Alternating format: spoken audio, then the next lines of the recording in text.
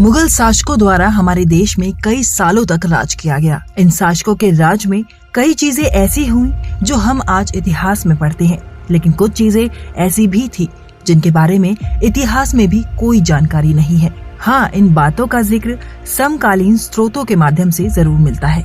इन्हीं रहस्यों में से एक है हरम का रहस्य, जिसके बारे में जानने के लिए लोग हमेशा उत्सुक रहते हैं और इस बारे में बहुत ही कम लोगों को ज्ञान है। कहने को तो मुगल हरम की औरतों को किसी भी चीज की कोई कमी नहीं थी। महंगे कपड़ों से लेकर हीरे जवाहरात तक इनके पास सब कुछ था, लेकिन जो चीज इनके पास नहीं थी वो था मर्द का सुख। यानी कि अगर कोई महिला हरम में प्रवेश कर गई तो उसका हरम से बाहर निकल पाना नामुमकिन था। वहीं कभी बादशाह की नजर इन पर पड़ जाती तो इनको यौन सुख की प्राप्ति हो जाती, और अगर नहीं पड़ती तो इनकी जिंदगी गुजर जाती, लेकिन इन्हें यौन सुख प्राप्त न हो पाता। मगर इन सबके बीच कुछ महिलाएं ऐसी भी होती थी जो यौन सुख की प्राप्ति के लिए कुछ भी करती थी। ऐसे ही कई रहस्य हैं मुगल हरम के बारे में जो आज हम आपको इस वीडियो के जरिए बताएंगे। मुगल हरम के रिवाज के अनुसार हरम के अंदर केवल बादशाह ही प्रवेश कर सकता था, और यदि हरम में मौजूद किसी भी महिला की तबीयत बिगड़ती थी तो बादशाह के अलावा हरम में एक चिकित्सक ही प्रवेश कर सकता था, वो भी कई सारे कड़े नियमों के साथ। इसका साफ मतलब ये है कि बादशाह हरम में मौजूद किसी भी महिला के साथ संबंध बना सकता था, लेकिन हरम में मौजूद किसी भी महिला को किसी अन्य मर्द को देखने तक की अनुमति नहीं थी। एक बादशाह हरम में जायज संबंध तो बनाता ही था, साथ ही नाजायज संबंध भी बनाता था। इस बात को ऐसे समझिए, यदि बादशाह हरम में अपनी किसी बेगम के साथ संबंध बनाने जाता है और इस दौरान अगर उसे कोई दासी पसंद आ जाए तो वो उस बेगम को छोड़कर उस दासी के साथ रात बिताता है। हरम एक ऐसी जगह थी जहां एक महिला अगर एक बार प्रवेश कर ले तो उसका वहां से बाहर जाना नामुमकिन था। यानी कि उस समय पर हरम में महिलाओं को एक तरह से किडनैप करके रखा जाता था।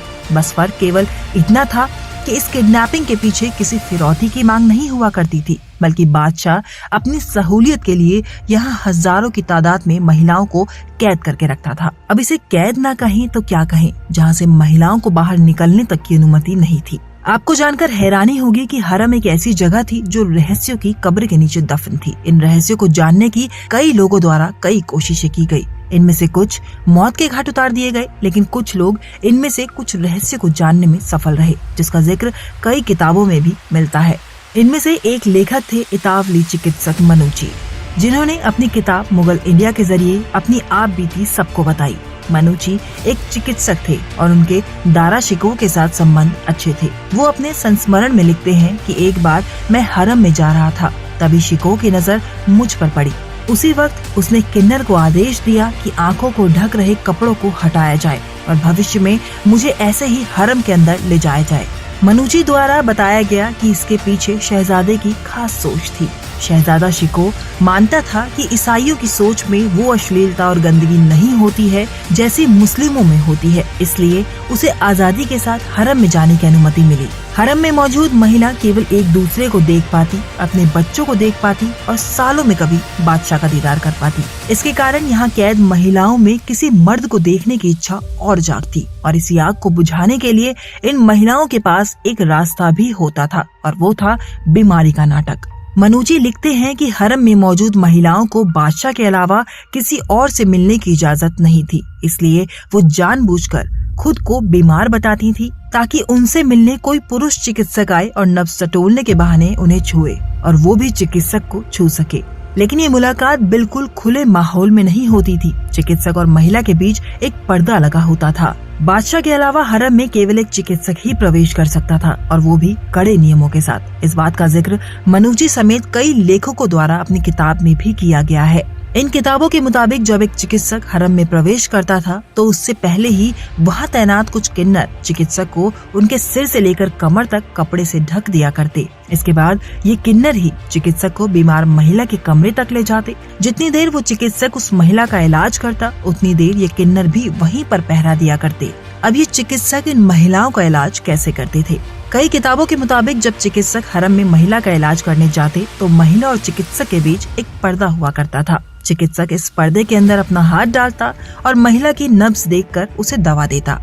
मगर ये तो हुई बीमार महिला की बात। अब उन पंछियों की बात करते हैं जिन्हें हरम के इस पिंजरे में घुटन होती थी। ये महिलाएं कई बार दूसरे मर्द के स्पर्श के लिए बीमार होने का नाटक रचती। जैसे ही चिकित्सक पर्दे के अंदर हाथ डालता, ये महिलाएं उनके हाथों को पकड़कर कभी चूमती तो कभी अपने शरीर के अलग अलग अंगों को स्पर्श कराती। अब कई वर्षों से पिंजरे में कैद पंछी फड़फड़ाने की कोशिश तो करेगा ही। ऐसा ही हरम में मौजूद कुछ औरतें भी किया करती थी। इन महिलाओं के बारे में ऐसा कहा जाता था कि क्योंकि इन्हें किसी मर्द को देखने तक की अनुमति नहीं थी, इस कारण ये महिलाएं बीमार होने का नाटक रचा करती और चिकित्सकों को स्पर्श कर अपने आप को यौन सुख की प्राप्ति कराती।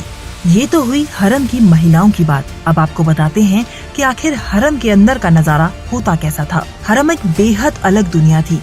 ये वो जगह थी जहाँ बादशाह की पत्नियां रहा करती थी, उनकी रिश्तेदार रहा करती थी और साथ ही अन्य देशों और राज्य से अलग अलग धर्मों की महिलाओं को उठाकर यहाँ लाया जाता था। हरम में कोई भी महिला या तो निकाह के बाद प्रवेश करती थी, उपहार के तौर पर प्रवेश करती थी या फिर जन्म या नियुक्तियों के कारण प्रवेश करती थी। लेकिन जो महिला एक बार हरम में प्रवेश कर ले तो उसका दोबारा हरम से बाहर निकल पाना नामुमकिन था। हरम के अंदर ही ये महिलाएं बच्चे को जन्म देती, उनका पालन पोषण भी हरम के अंदर ही होता। यहाँ तक कि इन बच्चों के लिए हरम के अंदर ही स्कूल भी हुआ करते थे। हरम में सामान खरीदने के लिए बाजार हुआ करते थे, कपड़े सिलवाने के लिए दर्जी हुआ करते थे, बच्चों के लिए खेलने के लिए मैदान हुआ करते थे। यानी कि हरम एक ऐसी जगह थी जहाँ हर प्रकार की सुख सुविधाएं थी, बजाय दो सुखों के, महिलाओं की स्वतंत्रता और यौन सुख। हरम में मौजूद शाही परिवार की महिलाओं के लिए रोज नए कपड़े आते, हीरे जवाहरात आते। ये महिलाएं इन कपड़ों को एक बार पहनकर अपनी दासियों को दे दिया करती। यानी कि हरम के अंदर सभी प्रकार के ऐशो आराम हुआ करते थे, सिर्फ एक चीज के अलावा, और वो थी खुली हवा में सांस लेना। यहाँ तक कि हरम में मौजूद बेगमों को बादशाह की मृत्यु के बाद तक हरम छोड़ने की इजाजत नहीं थी। बादशाह की मृत्यु के बाद उनकी पत्नियों को हरम के एक एकांत हिस्से में छोड़ दिया जाता था, जिसे सुहागपुर कहा जाता था। वहीं जब बादशाह हरम में अपनी किसी पत्नी के साथ समय बिताने आते तो उनके आने से पहले उस कक्ष को पूरे तरीके से सजाया जाता। वहाँ इत्र का छिड़काव किया जाता, बेगम का श्रृंगार किया जाता। इसके बाद जब बादशाह हरम के उस कक्ष में प्रवेश करता तो वहाँ मौजूद दासियाँ बादशाह के कपड़े उतारती, उनके शरीर में चंदन और शीशम का लेप लगाकर उनकी मालिश करती। वहीं कुछ दासियाँ बादशाह के लिए रेशम के पंखों से हवा करती, कुछ बादशाह पर गुलाब जल का छिड़काव करती तो कुछ बादशाह को मदिरा सेवन कराती। दासियों द्वारा बादशाह की खिदमत के दौरान यदि बादशाह को कोई दासी पसंद आ जाती तो बादशाह अपनी पत्नी को छोड़कर उस दासी के साथ पूरी रात गुजारता। इससे ये साफ होता है कि हरम में मौजूद किसी भी महिला के साथ अगर बादशाह संबंध बनाना चाहता था तो वह बना सकता था, लेकिन हरम में मौजूद किसी भी महिला को किसी अन्य मर्द को देखने तक की अनुमति नहीं थी। हरम इतना बड़ा हुआ करता था कि यहाँ दासियों की उम्र निकल जाती, लेकिन उन्हें बादशाह के दीदार तक नहीं हो पाते थे। यानी कि हरम में मौजूद हजारों महिलाओं में से कुछ ही महिलाओं को यौन सुख की प्राप्ति होती थी, जिन पर कभी बादशाह की नजर पड़ जाती। बाकी सभी महिलाएं या तो इसी सुख की चाहत लिए अपने प्राण त्याग देती या कुछ बीमारी का नाटक रच चिकित्सकों को स्पर्श करके ही यौन सुख प्राप्त करती।